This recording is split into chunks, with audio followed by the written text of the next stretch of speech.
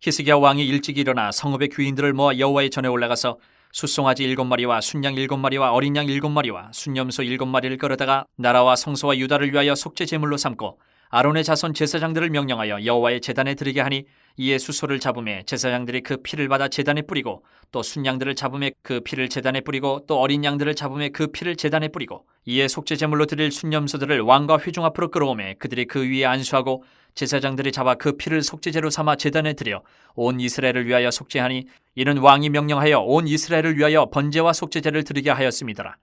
왕이 레위 사람들을 여호와의 전에 두어서 다윗과 왕의 선견자 갓과 선지자 나단이 명령한 대로 재금과 비파와 수금을 잡게 하니, 이는 여호와께서 그의 선지자들로 이렇게 명령하셨습니다.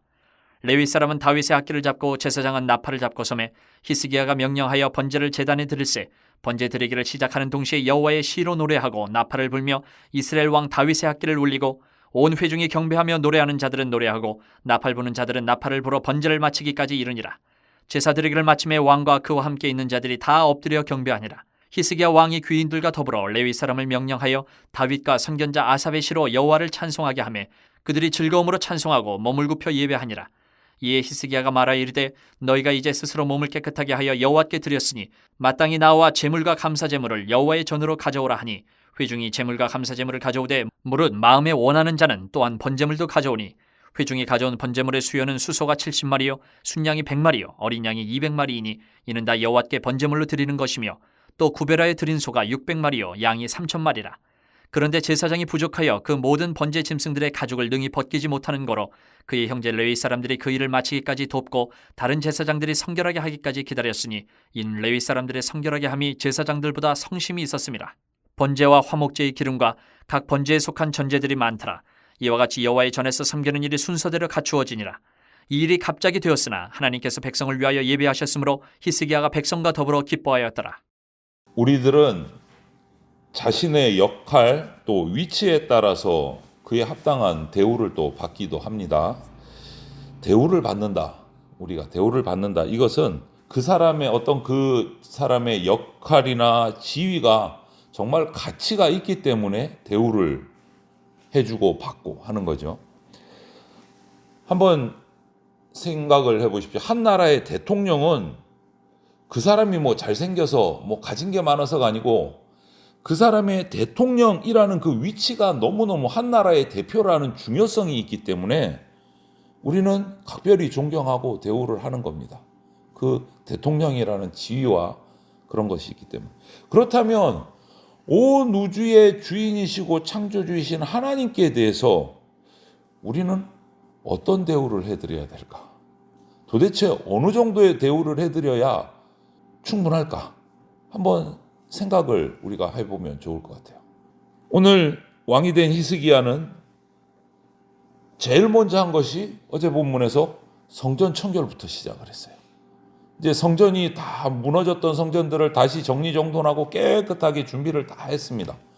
그것으로 끝났느냐? 아니요. 온 이스라엘을 위해서 약속을 하고 그 첫 번째 행동으로 속죄제를 드립니다. 성전에서. 온 이스라엘 백성들을 위해서 하나님과의 이 언약이 회복되기를 원하는 거예요. 지금까지 하나님을 대적하고 범죄하고 우상 숭배하면서 하나님과 맺었던 언약을 다 그냥 자기들이 깨트려 버렸던 상황에서 이제 성전을 깨끗하게 정화를 하고 약속 회복을 위해서, 언약 회복을 위해서 속죄제를 드립니다. 그리고 이 속죄제가 다 드려지고 나니까 그걸로 끝나는 게 아니에요. 정말 히스기야는 대단한 거예요. 차곡차곡 회복시키는 거예요. 속죄제가 끝났습니다. 그 다음은 신하들, 백성들에게 선포를 합니다. 이제 우리가 성전도 정화됐고 성물도 속죄제로 드려서 성결케 됐고, 이제는 너희들 성전에 나와서 나라와 성소와 유다를 위해서 제물을 드려라. 하나님께 맨손으로 나오지 말아라. 제물을 드려라. 예물을 가지고 나오라. 여러분, 하나님과 우리의 관계 회복에 있어서 가장 중요한 것은 죄사함입니다. 하나님께 나가는 길을 막는 이 죄가 무너져야 비로소 우리는 하나님께 담대히 나갈 수가 있어요. 그래서 하나님은 백성들의 죄를 사하시고 깨어진 관계를 회복하기 위해서 그 제물로 독생자 예수 그리스도를 십자가에 내어 주셨습니다. 그 방법을 히스기야는 똑같이 따라가는 거예요. 관계 회복을 위해서, 죄사함을 위해서 하나님께 나갈 수 있는 장소인 성전을 싹 고쳐냈습니다.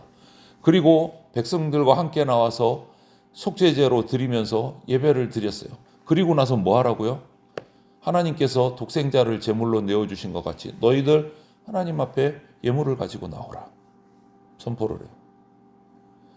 히브리서 10장에 있는 말씀처럼 우리는요, 예수 그리스도의 피를 힘입어서 참 마음과 온전한 믿음으로 하나님께 나가야 돼요. 예물을 가지고 나가야 되는 거예요.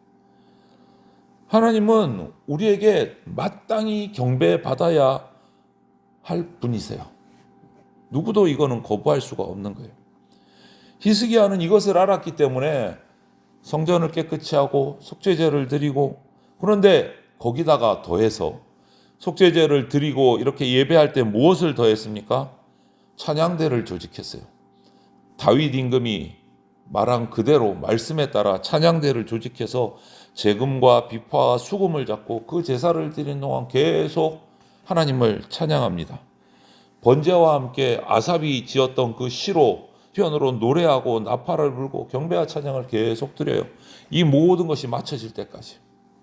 창조주이시고 우리의 진정한 왕이신 하나님께 그냥 제사로 끝나는 것이 아니고 음악으로, 예배로 최선을 다하는 거예요. 최선을 다하는 거예요. 그냥 단지 희생제사 한 번 드리는 걸로 끝나지 않는 거예요. 하나님의 말씀을 따라서 성전도 깨끗이 하고 제사도 드리고 예배를 돕는 찬양대도 다시 조직해서 하나님의 말씀 그대로, 말씀대로 하는 거예요. 말씀대로. 빠뜨리지도 않고 넘치지도 않고 말씀대로. 여러분, 이처럼 우리에게도요, 말씀을 따라 생각하고 살아가려는 믿음의 태도가 우리 가운데도 있어야 돼요. 히스기야를 보면 그렇게 우리가 알 수가 있어요. 하나님의 백성은 이사야서 43장 21절에 나오는 말씀처럼 하나님을 찬양하고 영광 돌리기 위해서 택함 받은 자가 하나님의 백성이다 그랬어요. 하나님께 나가는 자는 하나님께 받은 은혜와 그 하나님의 영광을 노래하면서 경배하면서 나가는 것이 당연한 거예요. 마땅한 거예요. 그것이 우리가 하나님에게 합당한 대우를 해드릴 수 있는 최선의 방법인 거예요. 따라서 온 백성이 함께 경배하되 의무가 아니고 즐거움으로 해야 돼요. 오늘 즐거움으로 했다 기록하고 있어요. 참된 예배는 하나님을 향한 사랑으로 영혼의 즐거움이 넘쳐요. 참된 예배를 드리면. 억지 예배가 아니고 참된 예배를 드리면 행복할 수밖에 없어요. 그렇게 히스기야는 예배와 찬양을 드리고 마음의 제사뿐만 아니고 이제 제물, 감사 제물을 하나님께 드려라 선포를 했어요. 그것은 복의 근원이자 구원자이신 하나님께 우리가 드리는 것 당연한 거다. 우리가 받은 모든 것이 하나님이 주신 것이기 때문에 하나님께 감사의 예물을 드려야 된다라고 얘기를 하는 거죠. 백성들이, 신하들이 최선을 다해서 제물을 준비해서 하나님께 드립니다. 어느 정도냐? 그 최선을 다한 것이 제사장들이 수요가 부족해서 그 가져온 번제 제물의 가죽을 벗기는 일이 제대로 되지가 않을 정도로 많이 가져온 거예요. 여러분, 하나님께 드리는 예배 가운데 이 예물은 매우 중요합니다. 그래서 하나님은 이 어느 정도냐, 이 예물이 하나님께 드리는 예물이 어느 정도 중요한가 그 비중을 마태복음 6장에 보면 24절에 보면 이 우리가 가지고 있는 이 제물이 하나님과 비견된다고 말해요. 왜죠? 여러분 기억나실 거예요. 하나님과 제물을 동시에 섬길 수 없다. 이 말은 뭐예요? 하나님과 제물을 거의 비슷하게 놓고 얘기하신 거예요. 그만큼 중요한 거예요. 그런데 그 제물을 하나님께 예물로 바칠 때 하나님만 섬기는 삶이 된다라는 거예요. 둘을 동시에 섬길 수 없으니까 둘 중에 하나는 낮춰야 돼요. 둘 중에 하나는 낮춰야 돼요. 제물을 위해서 하나님을 낮출 것인가, 하나님을 위해서 제물을 낮춰서 하나님께 드릴 것인가, 우리가 선택하라는 거죠. 동시에 섬길 수 없다. 두 주인을 동시에 섬길 수 없다. 그만큼 하나님께 드리는 제물, 내가 가진 것을 하나님께 드린다는 것은 아주 중요한 게 되는 거예요. 비슷하다고 말씀하실 정도로 했던 그 제물을 하나님께 예물로 헌신하는 것은 하나님을 높여드리는 거예요. 내게 주어진 모든 좋은 것이 하나님께로부터 왔습니다 라고 하는 믿음의 표현이 바로 하나님께 우리가 예물로 드리는 거죠.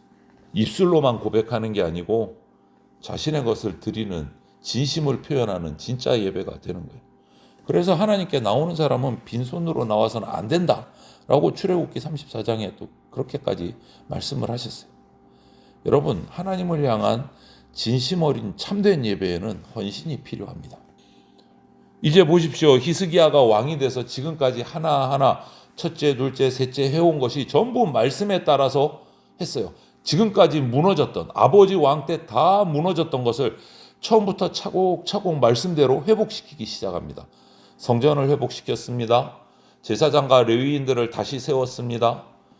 속죄제를 드립니다. 찬양대를 조직합니다. 거기에 마음 정성껏 예물을 드리게 합니다. 이제 모든 게 다 갖춰졌어요. 말씀대로 탁 세워진 거예요. 회복된 거예요. 이 모든 것이, 그런데 오늘 36절 마지막 절을 보면 히스기야와 백성들의 이 예배를 위한 정말 애써 노력한 모든 것이 아름답게 이루어졌어요. 즐겁게 찬양하고 예배했는데 그 모든 것이 히스기야 왕이 갑작스럽게 명령을 했음에도 하나도 펑크가 나지 않고 차곡차곡 이렇게 잘 이루어진 까닭을 분명히 밝혀요.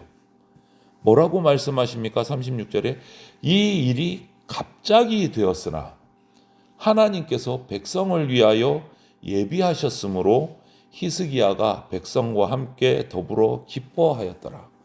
누가 예비하셨다고요? 하나님이 예비하셨다. 이 말은 무슨 말이냐면 모든 역사, 하나님을 섬기고 하나님을 위해 살아가는 우리의 모든 일들은 우리가 하나님께 그렇게 하기를 간절히 원해서 시작하면 하나님께서 인도하시고 필요한 것들을 채워주신다는 말씀입니다. 하나님을 예배하기 위해서 우리가 달려나가기 시작하면 하나님이 그냥 보고 계시지 않는다는 거예요. 그래, 열심히 하네, 한번 있어봐, 열심히 해봐, 이러고 뒷짐지고 계시는 분이 아니시다라는 거예요. 하나님께서는요, 하나님 앞에 나오는 자에게 부족함을 채워주시는 분이십니다. 준비해 주시는 분이. 그리고 우리가 하나님을 위해서 시작한 일을 이루게 마치도록 해주시는 분이세요. 함께 일하세요. 그 일을 이루기까지 좋은 것으로 예비하고 부어주시는 분이다. 오늘 이 히스기야의 성전을 세우고 신앙을 회복하는 신앙개혁의 이 모든 것들을 하나님이 함께 해주시고 도와주시고 채워주셨다. 여러분, 우리가 아무리 노력하고 발버둥 쳐도요, 하나님이 받지 않으시면 그것은 잘못된 예배입니다. 하나님이 받지 않으시면. 모든 것을 인간적인 열심으로 갖추어도 그것이 하나님이 기뻐하시지 않는 것이라면 헛된 수고예요. 하나님은 우리가 예배해야 될 유일한 대상이시지만 동시에 그 예배를 받으시고 이루어 주시는 보혜사이십니다. 참된 예배는 하나님의 임재 가운데 하나님의 도우심으로 참된 예배가 이루어집니다. 인간의 열심만으로는 되지 않는다. 참된 예배는 오늘 이 히스기야의 신앙개혁의 과정들을 우리가 보면서 지도자와 백성이 정말 한마음이 되어야 되는구나. 또 사람의 헌신과 하나님의 임재하심이 함께해야 되는구나.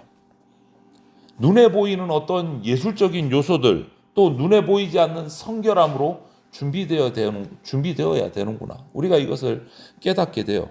이처럼 참된 예배는 하나님이 기뻐 받으시고 뿐만 아니라 예배하는 우리의 영혼이 그 참된 예배로 말미암아 큰 기쁨을 깨닫게 된다라는 결론도 우리가 얻게 돼요. 그래서 오늘 이 히스기야의 어제 오늘 참된 예배의 이 모습들, 신앙개혁의 모습들을 우리가 다시 한 번 더 기억하고 묵상하면서 이 하루도 모여서 예배하고 또 각자의 삶으로 흩어져서 삶의 예배를 드리는, 하나님을 기쁘시게 하고 하나님의 임재를 체험하는 참된 예배자의 삶을 저와 여러분들이 잘 살아내게 되시기를 주님의 이름으로 축원을 드립니다. 아멘.